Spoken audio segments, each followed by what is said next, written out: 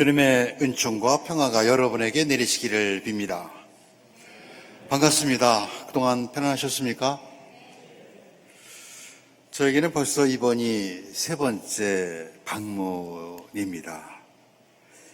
익숙해질만도 한데 강단에 설 때마다 존경하는 장공 김재준 목사님 그리고 여회 강원용 목사님의 믿음과 얼이 깃들여 있는 이곳 경동 강당에서의 예배 경험은 매번 떨림으로 다가옵니다. 주교자 성당과 경동교회가 교환 예배를 드린 지도 올해로 24년이 되었습니다.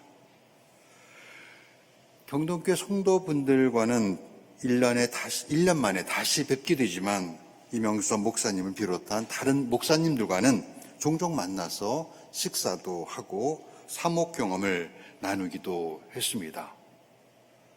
이렇게 우리가 예배를 교환함으로써 서로의 신앙 전통을 배우고 긍정의 영향을 주며 그리스도 안에서 한 가족임을 확인하게 됩니다.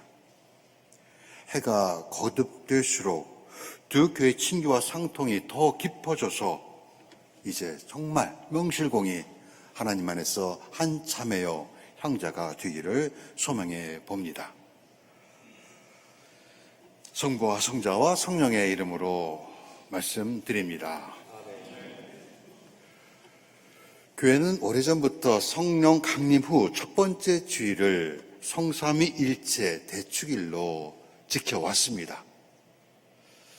하나님은 위격에서 세 분이시지만 본체는 한 분이시다라고 정의하는 삼위일체의 신비를 우리의 지혜로 다 설명하기는 참으로 어렵습니다. 아무리 책을 보고 공부를 해도 알 듯 모를 듯한 삼위일체 교리이지만 실제로는 우리 가까이에 있습니다.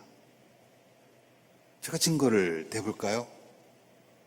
우리는 성부, 성자, 성령께 기도하고 예배 때마다 암송하는 니케아 신경에서 전능하신 하느님, 만물의 창조주를 믿으며 성부께 나신 하나님의 외아들 예수 그리스도를 믿으며 성부와 성자로부터 나오시며 생명을 주시는 성령을 믿나이다. 이렇게 우리의 신앙을 고백합니다. 또 우리는 부활하신 그리스도 예수께서 11 제자에게 너희는 이 세상 모든 사람을 내 제자로 삼아 아버지와 아들과 성령의 이름으로 그들에게 세례를 베풀라 하는 그 명령에 따라서 성부, 성자, 성령의 이름으로 세례를 받았습니다. 우리 중 누구도 성부 이름만으로 또는 성자 이름만으로 혹은 성령 이름 하나로 세례받은 분은 아무도 계시지 않습니다. 누구나 성부, 성자, 성령의 이름으로 세례를 받았습니다. 그리고 우리가 주님께 드리는 예배의 마지막은 항상 고린도후서 13장에 주 예수 그리스도의 은총과 하나님의 사랑과 성령의 교통하심이 여러분 모두에게 내리시기를 빕니다 하는 축도로 끝납니다. 물론 성경에 성부, 성자, 성령 세 이름은 나오지만 셋을 관계짓는 삼일체라는 말은 없습니다. 삼일체 교리는 신앙 체험이 먼저 있고 이후에 신앙 고백으로 정리된 것입니다. 그럼에도 불구하고 삼일체 교리는 바울로가 로마서에서 하느님을 아빠, 아버지라고 친숙하게 부르는 것만큼 우리 가까이에 있습니다. 교회 역사에서 하나님은 어떤 분인가에 대한 여러 설명이 있어 왔지만 삼일체 교리는 우리에게 하나님에 대한 가장 완전한 이해를 제공할 것입니다. 어렵게만 보이는 삼일체 교리이지만 그 핵심은 간단합니다. 하느님께서 예수님을 통해 사람으로 세상에 오셨고 승천하신 그리스도께서 성령으로 우리에게 임하셔서 오늘도 함께 계시며 진리로 이끄신다는 것입니다.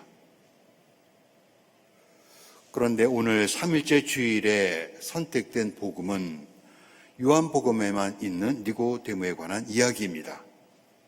그것은 아마도 예수님과 니고데모의 대화 가운데 삼위일체의 세 위격인 성부, 성자, 성령이 모두 언급되고 있기 때문일 것입니다. 사람마다 하나님에 대한 이해는 각기 다릅니다. 어떤 사람은 하나님은 무한히 자비하고 은혜로운 분으로 생각하고, 또 어떤 사람은 하나님은 차갑고 눈도 깜빡이지 않는 심판관 같다고 생각합니다. 이에 대해 성공의 주교이자 신학자인 J.B. 빌립스는 당신의 하나님은 너무 작습니다라고 말합니다. 구약의 히브리인들은 하나님에게 이름을 붙이지 않았습니다. 인간의 무딘 단어로 하나님을 표현하기에 충분하지 않다는 것을 알고 있었기 때문입니다. 이름을 붙이는 순간 하나님은 그 단어에 갇히게 될 것입니다. 야훼 혹은 여호와는 하느님의 이름이 아닙니다. 단지 인간들이 붙인 가상의 이름일 뿐입니다. 오늘 복음의 예수님은 니고데모와의 대화를 통해 제한된 하나님의 이해에서 벗어나 더 넓은 시야로 하나님을 보라고 우리에게 도전을 주고 계십니다. 니고데모는 바리사이파 사람입니다. 기원전 3세기 무렵 유대 내의 종교 사상 철학에 대한 그리스 로마의 영향력이 점점 커져갔습니다. 이에 위협을 느낀 경건한 유대인들은 주전 160년경 헬레니즘에 대처하기 위해 유대교도 중에서도 더 열성적이고 더 순수하고 더 경건한 자들로 자신들을 분류했습니다. 그들이 바로 바리사이파 사람들입니다. 율법에 철저했던 그들은 제사장 그룹인 사두가이파를 제치고 점차 유대교 내에서 세력을 확장해 예수님 당시에는 유대 종교 권력의 핵심에 있었습니다. 따라서 바리사이파에 속한 니고데모, 그 중에서도 지도자 중 한 사람인 그는 매우 종교적인 사람입니다. 그는 당연히 하나님에 대해 누구보다 잘 이해하고 있다고 생각했습니다. 그러나 종교적이라는 것과 하나님을 아는 것 사이에는 차이가 있습니다. 대부분의 바리사이파 사람들은 예수님이 하나님의 아들이라고 하는 것을 두고 신성모독이라고 분개했습니다. 하지만 니고데모는 다른 바리사이파 사람들과 조금 달랐습니다. 그는 내면에서 종교적인 것을 넘어 하나님과의 관계를 원했습니다. 적어도 그는 예수께서 행하신 여러 표징에 대해 지적인 호기심을 갖고 있었던 것은 분명해 보입니다. 그런 면에서 니고데모는 괜찮은 사람입니다. 그는 예수라는 사람에 관한 소문을 마음에 담아두고 있었습니다. 그러다 기회가 오자 직접 그의 말을 듣기 위해 밤에 비밀리에 예수님을 찾아와 사적인 대화를 나눕니다. 그의 믿음이 이제 막 시작된 것입니다. 여러분도 오늘 예수님과 니고데모의 대화에 참여해 보십시오. 우리는 그분과 만날 때마다 우리가 생각한 것보다 항상 더 많은 것을 얻게 됩니다. 니고데모가 선생님, 우리는 선생님을 하나님께서 보내신 분으로 알고 있습니다 라고 한 말의 맥락은 실은 당신이 정말 하나님의 아들이십니까? 라고 묻고 있는 것입니다. 그는 예수님으로부터 예, 아니오라는 명확한 답을 기대했을 것입니다.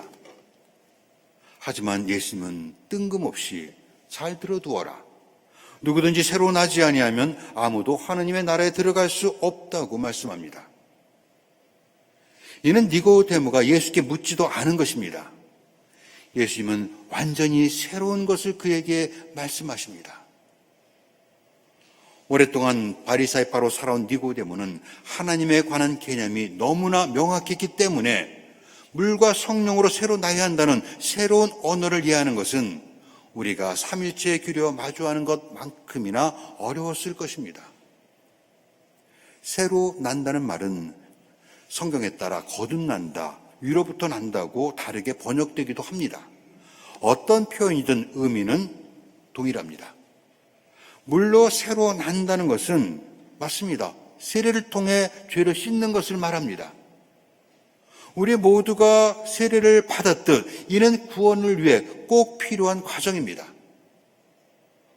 하지만 98대 캔터베리 대주교를 지낸 윌리엄 템플은 세례를 통한 회개를 지지하지만 그것만으로 충분하지 않습니다. 성령으로 새로 나는 것은 다른 질서에 속한 것입니다. 그것은 어떻게 살 것인가에 대한 선택입니다. 라고 말합니다. 그러면 성령으로 새로 난다는 것은 무엇입니까? 짧은 시간에 활활 타버리고 많은 모닥불 같은 종교적 황홀감이나 신비 경험이 아닙니다. 성령으로 새로 난다는 것은 그보다 더 깊은 경험입니다. 그리스도의 사랑과 평화, 그리스도의 선하심과 기쁨, 그리스도의 온유와 절제가 내 안에 있다는 것입니다. 다시 말하면 우리 마음속에 성부 하나님의 은혜로운 사랑이 살아 계시다는 것입니다. 성령으로 새로 난다는 것은 또한 성자 예수 그리스도의 영이 내 안에 거하신다는 것입니다. 그러면 성령은 성부와 성자 사이에 흐르는 사랑입니다. 하지만 여전히 고개를 갸웃거리는 니고데모는 기어코 다 자란 사람이 어떻게 다시 태어날 수 있느냐고 핵심에서 벗어난 질문을 하고 맙니다. 물과 성령으로 새로 난다는 것은 낡은 지식, 곧 율법의 문제가 아니라 삶에 대한 새로운 비전입니다. 율법과 유대의 전통을 물려받은 니고데모의 말과 생각, 행동, 그리고 감정은 거기에 맞춰져 있습니다. 따라서 그가 물과 성령으로 새로 나야 한다는 것을 이해한다는 것은 말 그대로 어머니 뱃속에 들어갔다가 다시 태어나는 것만큼이나 힘든 일일지 모릅니다. 니고데모는 바리사이파 사람으로서 육의 탄생에 대해서는 알고 있지만 영의 탄생에 대해서는 알지 못했습니다. 새로 난다는 것은 근본적으로 모든 것의 새로운 방식과 변화된 인식을 가지고 세상에 들어가는 것입니다. 예수의 말씀을 오해하고 문자 그대로 받아들이는 니고데모를 보시고 예수님은 그가 신뢰받는 랍비면서도 영이신 하나님의 활동과 능력에 그토록 무지할 수 있는지 궁금해합니다. 그래서 예수님은 니고데모가 알고 있음직한 민수기에 나오는 구리뱀 이야기를 꺼내셨습니다. 민수기에서 장대에 달린 구리뱀이 생명을 가져온 것처럼 사람의 아들이 십자가에 높이 들려질 것이며 그를 바라보는 사람은 영원한 생명을 얻게 될 것이라는 것입니다. 이것이 하나님께서 세상을 사랑하는 방식입니다. 이어서 예수님은 성경 전체에서 가장 잘 알려져 있는 요한복음 3장 16절 함께 해보실 수 있습니까? 하나님은 이 세상을 극진히 사랑하셔서 외아들을 보내주시어 그를 믿는 사람은 누구든지 멸망하지 않고 영원한 생명을 얻게 하여 주셨다 하는 말씀을 그에게 주셨습니다. 참으로 성경 전체에서 가장 아름다운 구절 중 하나로 모든 그리스도인들이 외워야 하고 마음에 담아야 하는 최고의 성경 구절입니다. 그렇지만 아이러니하게도 3장 16절은 때로 하느님에 대한 근시안적 지식에 우리를 머물게 하고 불신자에 대한 저주와 우리의 신앙적 오만함을 정당화하는 근거가 되기도 합니다. 어떤 사람은 요한복음 3장 16절을 모든 복음서의 유학이라고 말했다지만 예수님은 내 마음을 다하고 내 목숨을 다하고 생각을 다하고 내 힘을 다하여 주님이신 내 하나님을 사랑하여라. 그리고 내 이웃을 내 몸같이 사랑하여라. 이 두 계명보다 더 큰 계명은 없다고 직접 복음서 전체를 요약해서 우리에게 말씀해 주셨습니다. 그래서 3장 16절만으로 충분하지 않습니다. 3장 16절은 항상 그 아래에 있는 17절과 함께 읽어야 합니다. 17절의 말씀입니다. 하나님이 아들을 세상에 보내신 것은 세상을 단죄하시려는 것이 아니라 아들을 시켜 구원하시려는 것이다 하는 말씀입니다. 믿음은 소유물도 아니고 얻는 것도 아니고 가지고 있는 것도 아닙니다. 믿음은 행동하는 것입니다. 믿음의 사랑의 행함이 없다면 우리가 매주일 교회에 간다고 해도 그것은 종교적 습관일 뿐 믿음이 아닙니다. 믿음의 결론은 사랑입니다. 오늘 복음에서 니고데모가 마지막 한 말은 어떻게 그런 일이 있을 수 있습니까? 하는 것입니다. 그가 새로 나야 한다는 예수의 말씀을 이해하지 못했다는 표시입니다. 마찬가지로 우리가 삼위일체를 이해하는 것은 쉬운 일이 아닙니다. 성 어거스틴조차도 그것은 자신의 능력을 넘어서는 것이라고 말한 적이 있습니다. 우리도 그리고 니고데모도 하나님은 사랑이시라는 것을 알게 되기 전까지는 하나님에 관한 그 어떤 것도 알 수 없습니다. 니고데모에 관한 이야기의 마지막 부분을 읽으려면 요한복음 17장을 읽어야 합니다. 예수께서 숨을 거두시자 아리마tea 요셉이 예수님의 시신을 거두어 장사를 지냅니다. 거기에 니고데모가 있습니다. 이는 그가 예수님의 제자가 되었음을 암시합니다. 십자가는 하나님의 사랑을 표현하는 가장 극적인 방법입니다. 바리사이파 사람 니고데모는 율법이나 지식이 아니라 죽기까지, 아니 십자가에 죽기까지 우리를 사랑하신 예수님의 사랑 안에서 새로 태어났습니다. 하나님의 본질적이고 핵심적인 본성은 사랑입니다. 흔들린 샴페인 병처럼 우주에 가득 찬 하나님의 사랑이 폭발하여 사방으로 흘러넘쳐 세상이 창조되었고, 하나님은 우리를 얼마나 사랑하시는지 보이시기 위해 외아들 예수 그리스도를 십자가에 죽게 하셨습니다. 그리고 이제는 성령께서 하나님의 지속적인 사랑을 우리에게 증거하고 계십니다. 이처럼 성부 하나님과 성자 예수님 그리고 성령은 각자의 독특한 역할에도 불구하고 사랑으로 일치를 이룹니다. 그래서 성 어거스틴은 성부, 성자, 성령을 이렇게 부릅니다. 사랑, 사랑, 사랑. 이것이 복잡한 삼일체 교리의 전부입니다. 그러므로 삼일체의 교리는 머리로 이해하는 것이 아니라 하느님께서 인간을 극진히 사랑하셨고 지금도 사랑하시며 영원히 사랑하시리라는 것을 살아가며 깨우쳐 가는 것입니다. 사랑에서 사람입니다. 성부, 성자, 삼일체 하나님의 사랑이 우리를 하나 되게 하듯 우리가 서로 사랑할 때 우리는 하나님 안에서 일치를 이룹니다. 이번 한 주간도 삼일체 하나님의 사랑에 응답하는 삶을 살아가시기를 소망합니다. 성부와 성자와 성령의 이름으로 말씀드렸습니다.